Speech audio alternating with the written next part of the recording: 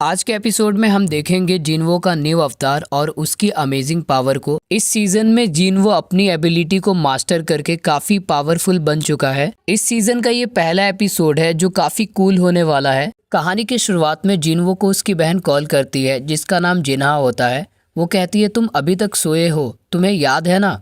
जिनवो कहता है कि मुझे याद है लेकिन मैं आज थोड़ा थका हूँ। असल में स्कूल में एक पेरेंट्स मीटिंग होती है जिसमें जिनवो को जाना होता है। जब जिन्हा उसे देखती है उसे अपने आंखों पर भरोसा नहीं होता है। जिनवो पूछता है क्या कोई गड़बड़ है। वो कहती है कोई गड़बड़ नहीं है, बस तुम पहले से काफी अच्छे दिख रहे हो। वो जब उसके स्कूल जाता है तो सभी लड़कियां उसी की तरफ देखती है और कहने लगती है वाव ये कितना हैंडसम है। उसकी बहन जिन्हा कहती है कि अगर तुम कहो तो मैं अपनी फ्रेंड से बात चलाऊं क्या, तुम तो यहाँ छा गए हो एकदम। जब जिनवो की मुलाकात मैम से होती है तो मैम उसे बताती है तुम्हारी बहन काफी अच्छी स्टूडेंट है, उसके ग्रेस भी काफी अच्छे हैं। और मैम ये भी कहती है कि तुम्हारी बहन बाकी स्टूडेंट के लिए रोल मॉडल है। जिनवो को मैम की बातें सुनकर बहुत अच्छा लगता है। अगर तुम चाहो तो उसे मेडिकल में एडमिशन दिला सकते हो। मैम जिनवो को ये बात बताने में हिचकिचाती है कि जिन्हा की पावर आने वाले दिनों में बढ़ जाएगी, तो क्या आप उसे हंटर बनाना चाहेंगे अपनी तरह। वो कहता है कि मैं अपनी तरह कभी भी अपनी बहन को हंटर नहीं बनाना चाहूंगा। वो साफ मना कर देता है। अगले सीन में हम उस लड़की को देखते हैं जिससे जिनवो पहले मिल चुका होता है। जब उस लड़की को जिनवो अपनी बहन की फोटो दिखाता है तो वो लड़की कहती है क्या तुम जिन्हा के भाई हो। वो कहती है मुझे कोई परवाह नहीं कि टीचर ने तुम्हें क्या कहा है, मैं कभी भी स्कूल नहीं जाने वाली हूँ। जिनवो उसे समझाता है कि तुम ई रैंक हंटर हो इसलिए तुम पैसा नहीं कमा सकती।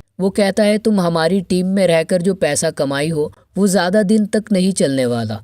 वो लड़की गुस्से में कहती है वैसे भी तुम भी ई रैंक हंटर हो तो मुझे ज्यादा लेक्चर मत दो। फिर वहां से जिनवो उसे अपने साथ ले जाता है। हम टोंगसू को देखते हैं जिसे लेने के लिए एक आदमी आया होता है। हंटर एसोसिएशन के मैनेजर ने टोंगसू को मिलने को बुलाया होता है। टूची उससे पूछता है सर आप यहाँ कितने दिन रुकने वाले हो। वो कहता है मैं यहाँ रुकने के लिए मरा नहीं जा रहा हूँ। टोंगसू कहता है कि मैं यहाँ सबसे ज्यादा ताकतवर हूँ तो तुम कम रैंक वाले कम ही बोलो तो अच्छा होगा, और तुम कम रैंक वाले मुझे कभी भी नहीं रोक सकते। चोई जोंग और हंटर एसोसिएशन के चेयरमैन को देखते हैं। चोई जोंग उस दानव के बारे में बताते हुए कहता है वो हमारे लिए मुसीबत बन गया है। असल में उसे दानव का पंख मिला है। इससे उनका मानना होता है कि शायद वो दानव उड़ने वाला होगा। हंटर एसोसिएशन का मालिक कहता है कि जल्द हमें कुछ न कुछ करना होगा। नेक्स्ट सीन में हम देखते हैं ब्लू सर्कल को। वहीं पर दो हंटर्स मौजूद होते हैं। जब वो उस लड़की को देखता है तो कहता है उस दिन तो तुम मेरे साथ थी। जिनवो कहता है ये लड़की मेरे साथ है। तो वो लोग कहने लगते हैं कि हमें कोई टेंशन नहीं है अगर ये लड़की आपके साथ है तो। और कितनी देर बात करने का इरादा है, हम लोग यहाँ पिकनिक मनाने आए हैं क्या। ये किमचुल है जो ए रैंक का हंटर है। ए रैंक से मतलब ये हुआ कि ये सबसे ज्यादा ताकतवर है इस स्ट्राइक में।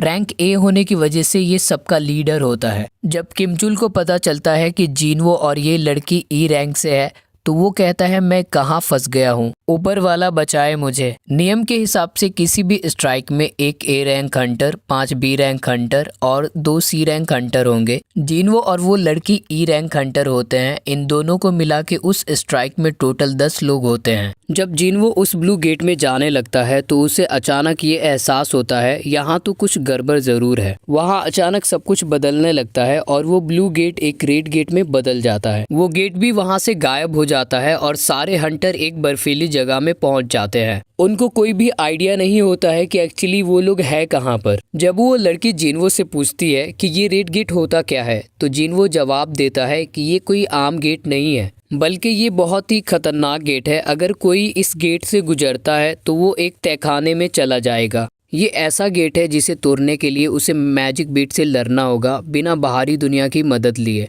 और ये करना बहुत ही मुश्किल होता है। अचानक उस लड़की पर हमला हो जाता है और इस हमले की खबर किसी को भी नहीं लगती है। ये बात कोई समझ पाते उससे पहले जिनवो उसे एक पंच मार देता है।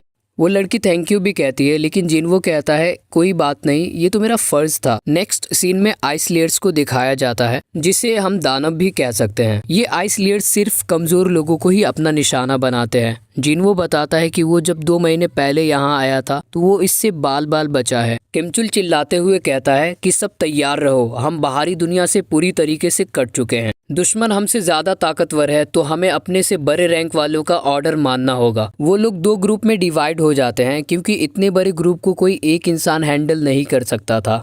किमचुल का रैंक ए है, इसलिए वो कहता है कि जो मेरे साथ रहेगा वो बच जाएगा और जो मेरे साथ नहीं रहेगा वो मर जाएगा। तभी दो हंटर आते हैं और कहते हैं सर मैं आपके साथ हूँ। किमचुल अपने ग्रुप के साथ जंगल वाले रास्ते होके जाने लगता है। तभी उस पे एक बर्फीले भालू का हमला हो जाता है। किमचुल का ए रैंक होने की वजह से वो काफी ताकतवर है, इसलिए वो आसानी से उस भालू का पेट काट देता है। ये देखकर दो भालू उसकी तरफ बढ़ने लगता है। हम दूसरी तरफ देखते हैं जिन्वो के ग्रुप में जो लड़की नई होती है वो बताती है यहाँ बर्फीले भालू के पैरों के निशान है और ये बर्फीले भालू का इलाका है, इसलिए हमें घर जाना चाहिए। जिन्वो कहता है अगर वाकई ये इलाका बर्फीले भालुओं का है तो हमें उनके अलावा किसी और के बारे में नहीं सोचना चाहिए। उस इलाके में काफी ठंड होती है, इसलिए जिन्वो कहता है हम सभी को ठंड से बचना बहुत जरूरी है। जिन्वो अपनी इन्वेंट्री ओपन करता है और उस इन्वेंट्री से सभी को एक एक जैकेट दे देता है। ये देखकर वो लड़की पूछने लगती है कि तुम्हारे पास ये कौन सा जादू है। जैकेट पहनते ही वो लड़का कहता है कि ये जैकेट तो काफी गर्म है। ये सारी चीजें देखकर वो लड़की कहती है सच बताना तुम कौन हो। जिन्वो उससे कहता है मैं तुम्हें यहाँ लेके आया हूँ तो मेरी जिम्मेदारी बनती है तुम सभी को बचाने की, बस कोई और सवाल मत पूछना। जिन्वो उन दोनों को भी मना कर देता है कि ना ही किसी चीज के बारे में पूछना ना ही कुछ बोलना। ये सारी चीजें जिन्वो बता ही रहा होता है, तभी उसके सामने एक बहुत बड़ा भालू आ जाता है। दूसरी तरफ हम चॉयजोंग को देखते हैं। वो बताता है ये गेट सील हो चुका है, अगर किस्मत रही तो कोई ए रैंक हंटर या बी रैंक हंटर ही बच सकते हैं। चॉयजोंग को ऐसा लगता है कि अगर उस गेट से कोई बाहर निकल सकता है तो वो है किमचुल, क्योंकि उसका ए रैंक है इसलिए। वहाँ पर मौजूद एक आदमी कहता है कि सर उसमें एक और इंसान है जिसका नाम संग जिन्वो है, जो फिलहाल अभी फेमस भी है। चॉयजोंग उस आदमी से पूछता है कि उसका रैंक क्या है। वो बताता है उसका रैंक ई है और उसे ये भी लगता है कि शायद उसकी पावर अब ज्यादा बढ़ चुकी है। तो चॉयजोंग पूछता है कि क्या तुमने टेस्ट किया है। तो वो कहता है सर मैंने टेस्ट नहीं किया है। तभी वहाँ पर एक लंबारी कार आती है जिसमें टोंगसू होता है। वो कार से उतरते हुए कहता है वाह क्या बात है, सभी व्हाइट टाइगर गिल्ड के चमचे यहीं पर हैं। टोंगसू कहता है कोई ए रैंक वाले ने ये गेट तो नहीं खोला है ना। असल में टोंगसू को अमेरिका में होना चाहिए। चॉयजोंग पूछता है तुम यहाँ पर क्या कर रहे हो। टोंगसू कहता है मैं संग जिन्वो से मिलने आया हूँ।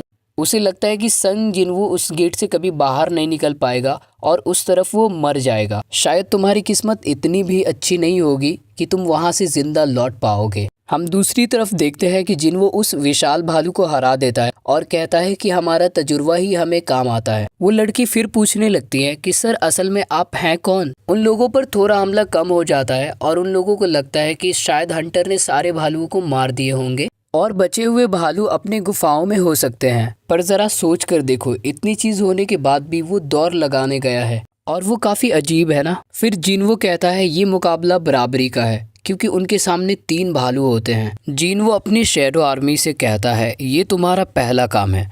उसके बाद शैडो आर्मी बर्फीले भालुओं से लड़ने लगते हैं। उसकी शैडो आर्मी काफी पावरफुल होती है और उन भालुओं को बुरी तरीके से मारती है। उसकी आर्मी इतनी बेहतर हो चुकी है जिसका अंदाजा जिन्वो को भी नहीं होता है।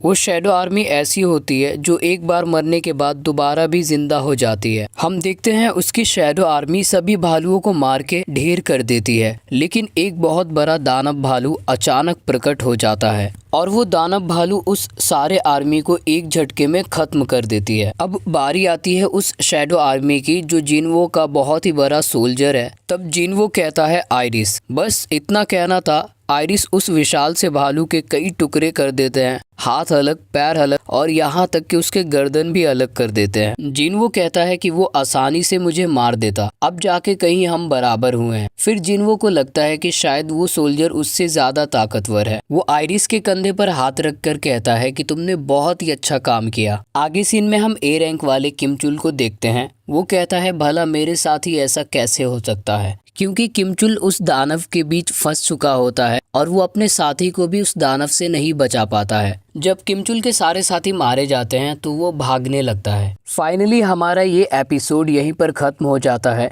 मुझे ये एपिसोड काफ़ी अच्छा लगा है। अगर आपको अच्छा लगा हो तो कमेंट में तारीफ कर सकते हैं और जल्द ही मैं एपिसोड 2 लाने वाला हूँ।